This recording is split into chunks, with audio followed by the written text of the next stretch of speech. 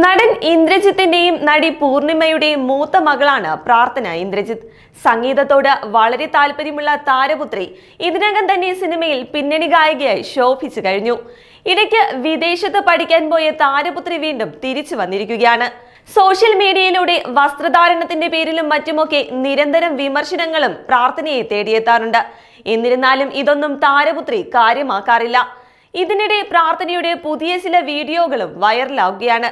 കഴിഞ്ഞ ദിവസം സിനിമ കാണാനോ മറ്റോ എത്തിയപ്പോൾ മാധ്യമങ്ങൾക്ക് മുന്നിൽപ്പെട്ട താരപുത്രി തന്റെ വിശേഷങ്ങൾ പങ്കുവച്ചിരുന്നു. എന്നാൽ ഇവിടെയും പ്രാർത്ഥനയുടെ വേഷമാണ് പലരെയും ചോടിപ്പിച്ചത്. വെള്ള നിറമുള്ള ഇന്നർ ടോപ്പും പുറത്ത് ചുവപ്പ് നിറമുള്ള ഓവർകോട്ടും കറുത്ത പാൻസുമായിരുന്നു പ്രാർത്ഥന ധരിച്ചത്.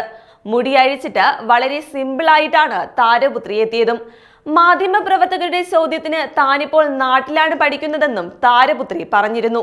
എന്നാൽ വസ്ത്രധാരണം തീരെ ശരിയാകുന്നില്ലെന്നാണ് പ്രാർത്ഥനയോട് ആരാധകർ പറയുന്നത്. നല്ല ഡ്രസ്സ് ഇങ്ങനെ തന്നെ പഠിക്കാൻ പോണം. ഇനി ഇവളെയെങ്ങാനും മധ്യപ്രദേശുകാർ ഉദ്ഘാടിക്കാൻ കൊണ്ടുപോകുമോ എന്നും, ഇന്ദ്രജിത്ത് പൂർണിമ ദമ്പതികളുടെ മകളല്ലേ, എന്നിട്ടും സാമ്പത്തികമായി ഇത്ര ദാരിദ്ര്യമോ എന്നിങ്ങനെ കമന്റുകൾ നീളുകയാണ്.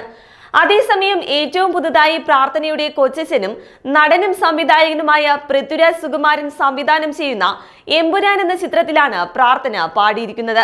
പൃഥ്വിരാജ് തന്നെ എഴുതിയ പാട്ടാണ് താരപുത്രിക്ക് പാടാൻ അവസരം ലഭിച്ചതും. അഭിനയത്തെക്കാളും പാട്ടിനോടാണ് താരപുത്രിക്ക് എപ്പോഴും താല്പര്യം. 2017 ദി ഗ്രേറ്റ് ഫാദർ എന്ന സിനിമയിൽ പാടിക്കൊണ്ടാണ് പ്രാർത്ഥന പിന്നണി ഗായികയായി അരങ്ങേറ്റം കുറിക്കുന്നത്.